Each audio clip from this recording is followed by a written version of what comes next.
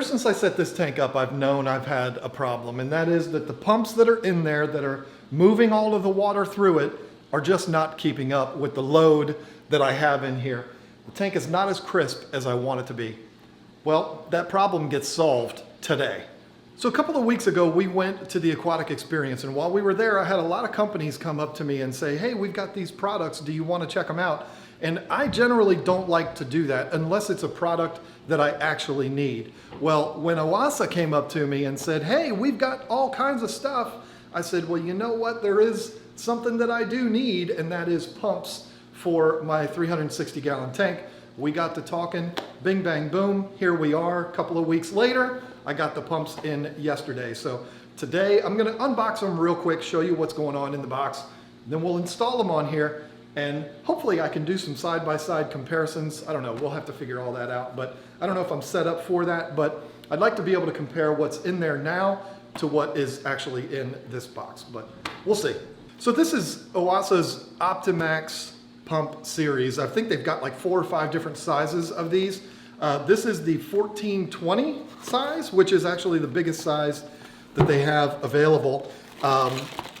We all know it's not going to actually be 1,420 gallons that are going to pump out of this. The unboxing is actually pretty simple. There's not a whole lot in here. But 1420 is what you would basically get, straight out of here with nothing restricting it. Once you end up putting hoses on here and it ends up a length of hose going up to the tank and all of that, that number is going to be significantly lower, but it's rated at 1420. The cool thing that I like about this and what sold me on these pumps is that they're actually adjustable. They have a flow adjustment on it. 1,420 gallons per hour is a lot, especially when you're going to double that with these two, because I actually got 2 of these pumps. That's a lot, and that's way more than what we need. But what sold me on this was the fact that, well, hello, I can turn this down if it's too much. Too much flow is never a bad thing, but I can turn it down if it actually is too much. So that's a good thing. Intake is here. It actually comes with connectors to attach a hose here if you have it on a pond or something like that. And then obviously this is the output that's going to go back to the tank. So it's a pretty simple design. Snaps on. You've got some suction cups that go on the bottom, which is good. I know all of this because I already set one up. So I wanted to go through it and know what it's all about before I showed it to you. So pretty simple. I mean, it's a pump. A pump is a pump, right? I mean, they're either going to pump water or they're not. So not a whole lot of flashiness to them. And once I have them installed, you're not even going to see them. So yeah, there you go. I don't really know what more to say about it. Everything looks good so far. And I think, I could be wrong, we'll know in a second, I think these are actually smaller than the pumps that I have in here already, which are only 586 gallons per hour, I think. So basically a third the size of these, and it's bigger. So that's interesting. But anyway, let me take the old ones out. We'll put these in, and then we'll talk about how they're pumping water.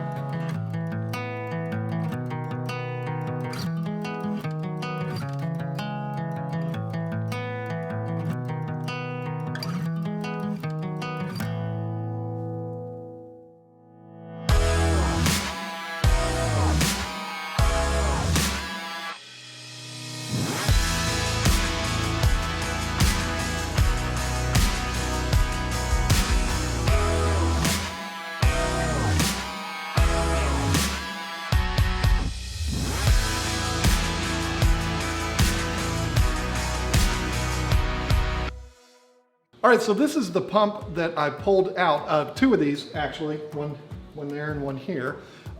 These are Intertech. I'm not familiar with that brand, but they're 586 gallons per hour through these. And this is the OASA 1420. So not a huge difference in size. These are a little bit bigger. I was wrong. These pumps, when I originally got them, had this foam wrapped around them, which is nice because it helps with not pulling in a lot of debris. But so without that on there, you can see that they are a little bit smaller than this one. But this is triple the power and it's only maybe 20% bigger. So that's cool.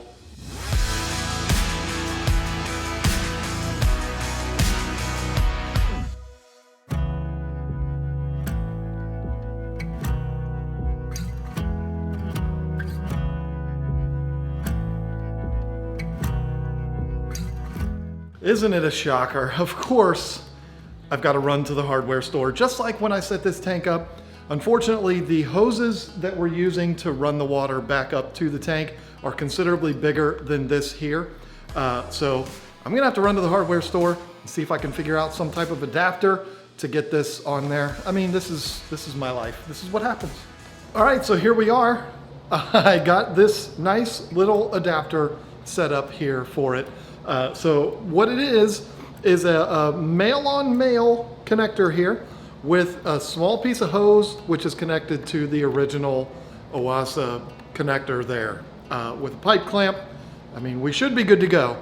This is the right size for the hose that I'm using, so we should be good. Now it's time to finally put them in.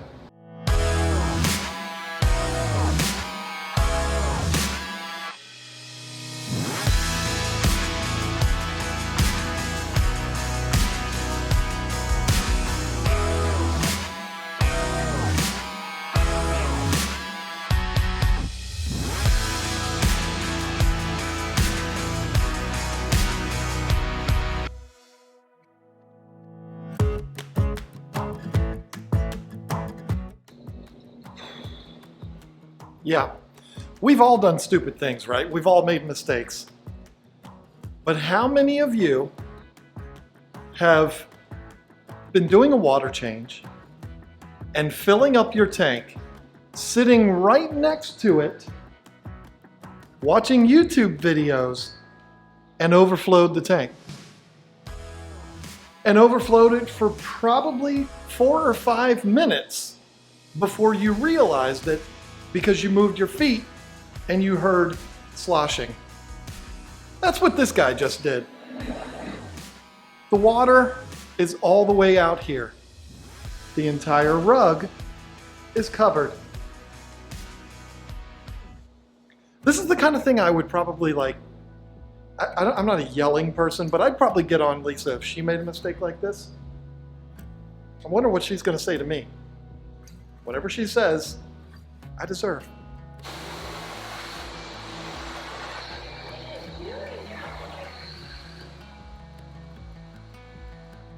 What are you doing? Nothing. I just thought I'd clean the floors. The carpet is Yeah, it was dirty. Cleaning things up, that's all. It's fine. Thank you.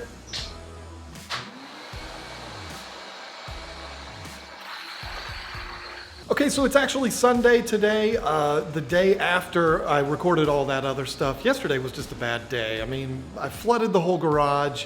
I had to go to the hardware store to pick up stuff, which none of that was part of the plan. But anyway, I did get everything installed last night, finished up with the water change, and yeah, the water change on the other tank too. And everything went well, everything went great. I can actually already tell that there's a difference in here, a significant difference. I don't know if it's gonna show up on video, but having more water flow and having the filter process more water, I can already tell a difference in the water, the crispness of the water. However, of course, when you change one thing, other things are affected, and you have to change this to be able to work with that, and it's just a huge pain. But there is an issue going on with this tank right now that is because of the more flow. Let me try to show that to you and make it make a little bit more sense. Then I can talk about how I'm going to fix it. All right, so let me show you what's going on with these overflows. Basically, the overflows aren't able to keep up with all of the additional water that's flowing through. They can, but right now they're not, and I'm going to explain how I'm going to solve that. But let me show you up close what's going on with it, and hopefully you can hear it. It's actually a horrible sound that's coming through here. It's like a gurgling. It's almost like a toilet's flushing. It's really weird. Let me just show you. Okay, I don't know how well you can hear me, but that is the H2O overflow. And what you're gonna see is the water's gonna back up a little bit, and then it's gonna flush down. There it goes.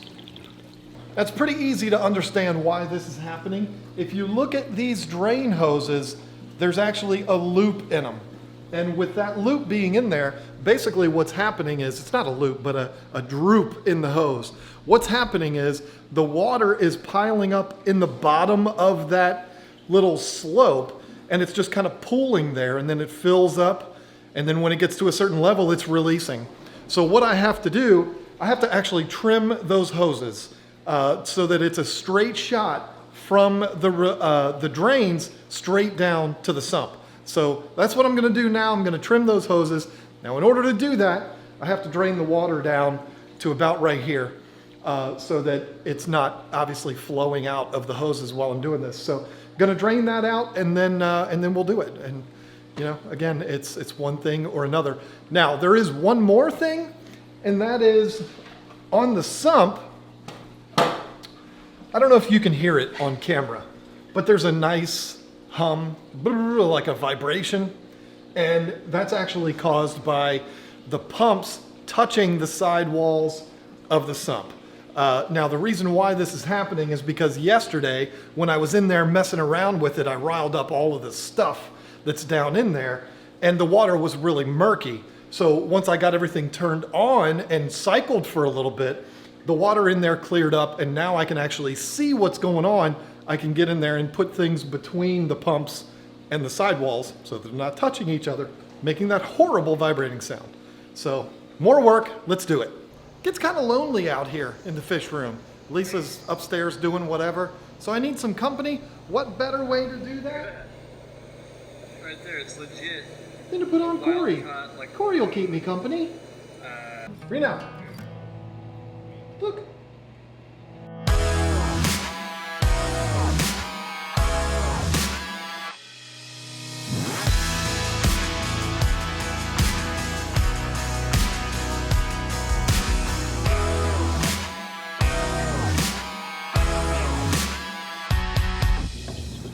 And that, ladies and gentlemen, is what it's supposed to look like.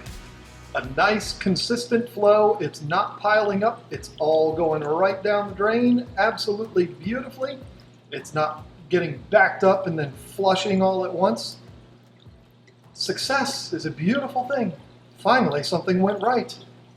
All right, so here we are. It is flowing very nice now. You can see the big difference between the way the hoses looked before and the way they look now.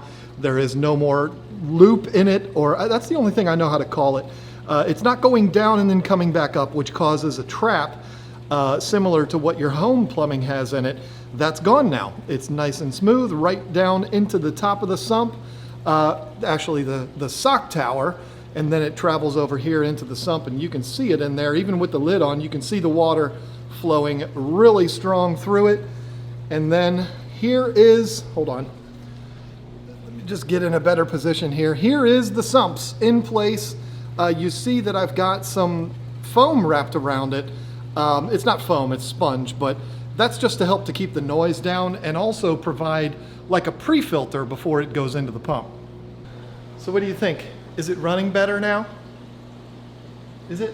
Hello? Are things running more smoothly now? Do you approve? Huh? Do you approve? Yeah. It's warm up there. He likes to lay up there. So yeah, a success finally. We've got everything installed. We've got everything secured. No leaks, no nothing. I am an absolute sweaty mess, but I'm really happy that it's all finally done. It only took 2 days to do it. So let me dry off, relax for a couple of minutes, figure out what to do with this cat, and then we'll talk about the pumps, which is really what we're here for anyway. By the way, this is how much hose I cut off of those 2 hoses down there. As you can see, it was not easy, but yeah, had to take quite a bit of hose off of there. I kind of knew that that was going to be a problem, but it was working fine with the old pumps. They just weren't strong enough to really cause a backup in that trap down there. So, but with these new ones, they're pumping so much water through that, yeah, they definitely cause a problem. So to talk about these pumps, I mean, listen, pumps either pump water or they don't, right? I mean, the design of the pump, these are the old ones here. they don't look much different than these. I mean, it's just a pump. They're not really meant to look fancy. They're supposed to go down in the water, so it doesn't really matter what they look like. So yeah, they look fine. Do they pump the water? Yes. Are they pumping it well? Yeah. Are they quiet? Yeah. They're the same noise level as the older ones. But I mean, you can't expect them to be absolutely silent, right? I mean, they're gonna make some noise, but in the plastic or whatever polycarbonate or whatever kind of material that is that the sump is made out of, that might accentuate the noise a little bit, which is why I put that foam around there. The foam, not the foam, I keep saying foam, but the sponge is a great thing to get in there to kind of create that barrier or a soft blanket, if you will, around it so that it's not vibrating up against the walls. But then also it provides a nice little pre-filter because those pumps are sucking the water in and it's going to get stopped in those sponges. So that's really nice. I'll get in there once a month or so and I'll clean those sponges out and it'll be perfectly fine. So noise level, they're fine. They look fine. Really, there's only one complaint. That one and only complaint that I have about them, these old pumps, they're not old. They're only 3 months old. But the pumps that I had in here originally, they have the little spots in the bottom for the suction cups too.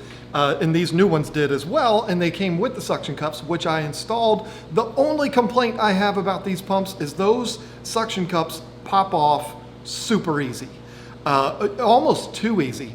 I kept having to fiddle with them. I would be trying to move it slightly over while it was in the sump, and all 4 suction cups would pop off.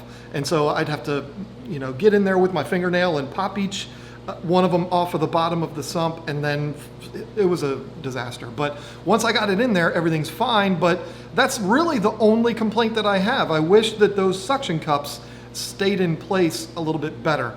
Maybe they do it that way on purpose. I don't know. Maybe if you have the pumps like in a tight spot and you can't get them. I don't know. I don't know why they do that, or it might just be one of those things that they just, didn't put a ton of effort into. It's not a big deal. It's not a deal breaker, that's for sure. The fact that these pumps are strong and the flow is adjustable on them, it's a beautiful thing, and I'm willing to be okay with the suction cup issue. Again, I'm not going to be pulling these things out and messing with them really ever, so the suction cups are really not a big deal. The only time it's a big deal is when you're first getting them set up. So yeah, I'm happy with these pumps. Like I said in the beginning of this video, a pump is either going to pump water or it's not. So it's kind of hard to do a review on it. But what I will say is they're pumping the water. I've definitely noticed a difference in the tank already in just 24 hours, not even 24 hours, really. It's maybe like 12, 16 hours that they've been in there. I definitely noticed a difference. The water is moving significantly more. The top surface is moving more. And the stuff that's accumulating down on the bottom, the waste and particles of food and things like that, are moving down on the bottom now, which is nice because they'll get circulated through, they'll get run through and caught into the filter socks, and it'll make aquarium maintenance a lot easier on this thing. So definitely happy with that. I'd say the biggest plus with these pumps is the fact that the flow is controllable. They're the first sump pumps that I've ever had that have a flow control on them. Maybe there's a bunch out there, I don't know. These are the first for me. Now, I don't know if I mentioned this earlier, but I'm gonna say it again. Both of those pumps are fully wide open. 1428 is what they're rated at. Of course, it's not actually doing 1428 by the time you run it through all the hoses and all that kind of stuff. But either way, we're getting at least triple the flow that we had before. So that is significant, and the fish are definitely gonna like that. It's not overpowering flow, but it's definitely strong enough to be able to get that water moving through the filter system like I want it to and keep the water clean for these big dogs that are still puppies, but they're gonna be big dogs soon. Exhausted after a long day of work.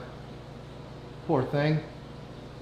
So there you go, the process is over. Finally, it only took 2 days to do this, and it was not fun at all, but that's not the fault of the pumps. That's the fault of me, but it's all done now. Everything's sealed up. Everything's good to go. Only thing I have left for this tank is to paint that stripe right there. I think it's right there where the paint came off. Still haven't done that because I didn't want to be back there messing around scraping the paint off. So figured once the whole project is done, I'll stick a little paintbrush back there and I'll paint that spot that came off. And then this tank will be done except for substrate. I still want to do substrate.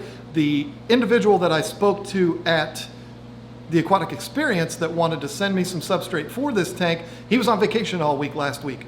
Of course he was. So wasn't able to get that buckled down yet, but hopefully I'll get some news on that this week and we'll get the ball moving on that. I also wanted to update you on my issues with the live stream. If you've watched Tank Talk Live over the last couple of weeks, you've noticed a pretty significant echo, and it's my fault. All of the people that guessed, is it Lisa's mic picking you up when you're talking? You were right. That is exactly what it is. And I've ordered 96 acoustic panels, little 12 by 12 panels. It's not like it's a huge thing, but 96 pieces of acoustic foam, which I'm going to put all over here, and I might even build a little wall between me and Lisa, which kind of sucks because we like to be able to see each other while we're doing this and react, and so I got to figure something out there, but that's going to take care of that problem. Those are supposed to get here tomorrow, which is Monday, the 20-something-th of October. Let's see, today's the 27th, 28th of October it should show up. And so hopefully they'll be in place for Tank Talk Live coming up this Thursday. So yeah, that won't be a problem anymore. And we're gonna get started on Lisa's 90 gallons. So we got the substrate for this, the 90 gallon, got all kinds of things going on. So if you wanna follow along with that, subscribe to the channel, it's free, just do that. If you wanna see even more stuff behind the scenes and stuff like that, consider becoming a member. It's right next to the subscribe button. It's the join button. Click that. You'll see the options that are available. You're certainly not obligated to, but if you want to follow along and get extra little things that others don't, consider joining. It's not very expensive, and you'll be supporting the channel at the same time. Anyway, I'm running my mouth way too much. I need to go watch the baseball game, so thank you all so much for watching. I'll see you next week.